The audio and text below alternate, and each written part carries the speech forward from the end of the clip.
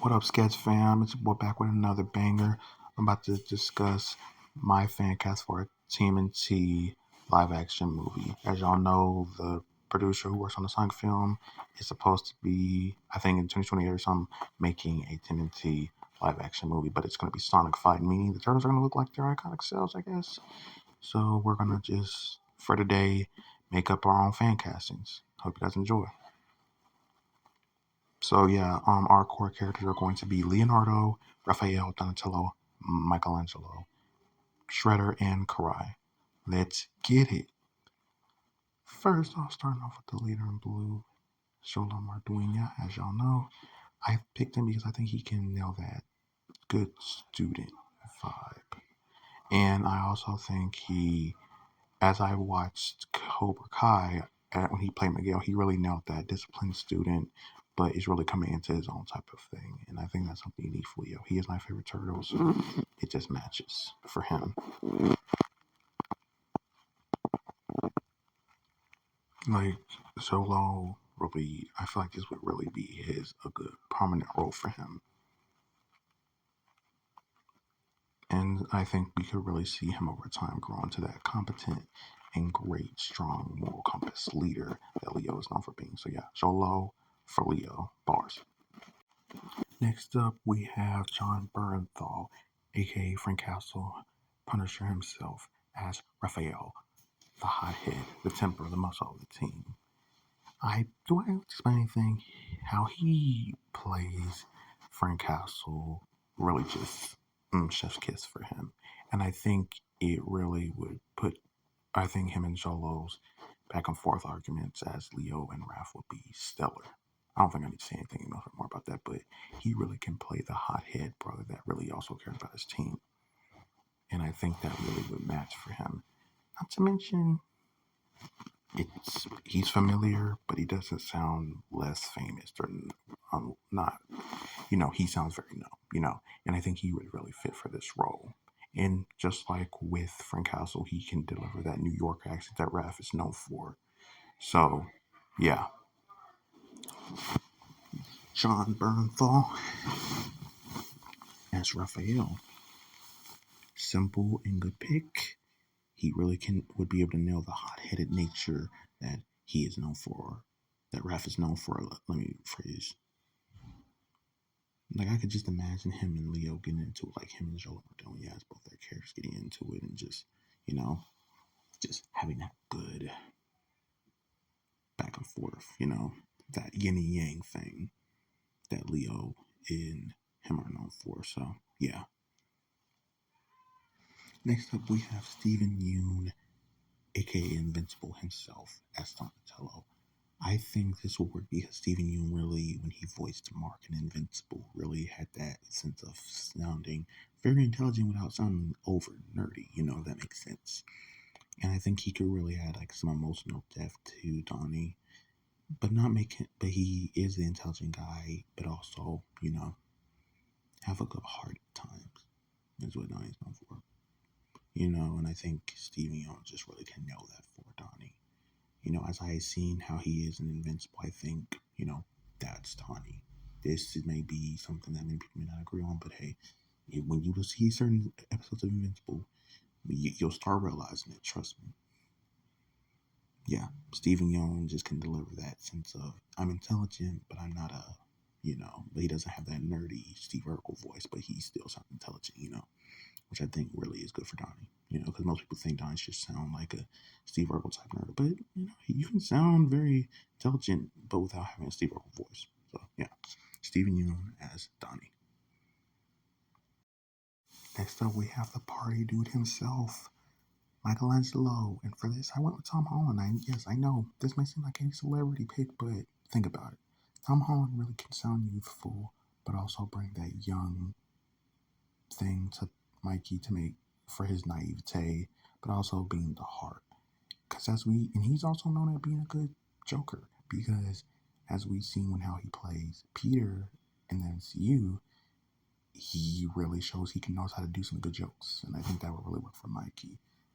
And besides, I think this would really be one of those instances where Mikey will get on Raph's nerves, and I think Tom would really get that for him and Sean Bernthal's interaction between the two. He always gets on Rasner, so I think we'll match here. Plus, I think Tom Holland could yell a good cowabunga for a good plethora of the movie. Or movies, just depending on how good this first one, quote unquote, would be. So yeah, um, Tom Holland really has it to where I think he could play a good Mikey. I have always seen people say he could play a Donatello, but I think he could play a good Mikey. Just it's there, it's there. You can sense the presence. You can sense presence. Mikey is a character. He could definitely play Michelangelo. But yeah, Tom Holland as Mikey, and I also think he could also deliver that heart too that Mikey's known for. And he could really pull off that younger brother vibe. So yeah. Next up, we have Ken Watanabe as Splinter. Listen, I don't think I need to say anything else. He can deliver that great father teacher vibe that Splinter's known for. And I think him and Jolo's interactions with Leo and Splinter would just be phenomenal. Not to mention, I think he can nail that sense of honorable, great, ancient father that knows a lot. And depending on if they want to make this version of Splinter Hamato Yoshi, I think that would really go well, especially if you're doing a flashback scene. He'd also be able to deliver a lot of great words of wisdom to the turtles, and I want him to be a great teacher. I really do. But I also think the main core aspect put emphasis on him being a great father. Because one thing about it, we know Splinter loves his kids. So yeah, have him be the greatest father in this, please. Yeah, and I think that would just be would go really well.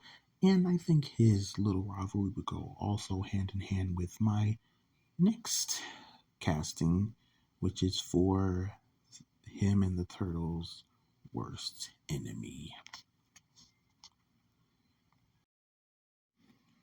Next up, we have Haruyuki Sanada as Shredder. Yes, Kenji himself from Rush Hour. Some people also remember him from that terribly horrible Mortal Kombat live action film. But hey, we're talking about the Turtles, so that's conversation for another time.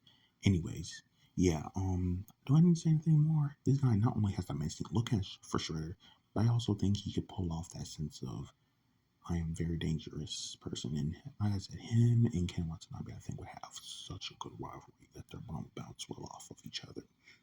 He would definitely have that good choreography that I've always seen Haruyuki Sanada have, and such a great threatening voice. Like the scene in Rush Hour 3 where he says to Lee, "Tonight I lose a brother," sounds so much like something Shredder would say to Splinter, especially the Hamato Yoshi version of Splinter. Just sounds so good, bro. And yeah, I think he would really be a good threat. Of course, for the first movie, I don't think Shredder should be the main villain. Save him up like he's like a Thanos type villain. Save him for like second film or third film or something. But yeah, still, yeah, Haruyuki's not a Shredder, and I think he really would be able to knock it out of the park with his performance. Just seeing him in that iconic Shredder room would just look cool. Hearing him say some chilling, threatening lines would just also be stellar. I think that's just kind of speaks for itself. Yeah, this is just one of those casts where it just, yeah, and him going up, even though it would be CGI, that would be a good choreographed fight scene, I'm pretty sure. So yeah, Haruyuki Sanada as Shredder. Then lastly, we have his daughter, Korai, and I chose Jessica Henwick. Now there are some things I've seen her in, and she really does have what it takes, and I think she could have a good fighting choreography for her. But the main point being, I think she would really be able to pull it off as Shredder's daughter and everything. And, I think Cry would be done right this time than how she was presented in the Michael Bay films. Yeah, we don't talk about those. But yeah, man, I think this is a stellar casting for Cry. I mean, I just saw how much people think she could play a live action version of her, and I agree from the stuff I've seen her in. She really has her work cut out for her, and she really would be able to be fit in this role. Just why not? Yeah, I don't think I need to say too much, but other than she looks like she could play Karai, I feel like she has the vibe that she could play Karai too. You know, why not? You know, you know. I know I'm saying the word a lot, but still, I feel like it would just feel right if she played her. And yeah, so yeah, Jessica Henwick as her. I mean, could you imagine her in the Karai armor? Or outfit or whatever, holding the sword that Karai holds and using all the ninja things that she has. It just would look so cool. Yeah, so Jessica Henwick as Karai.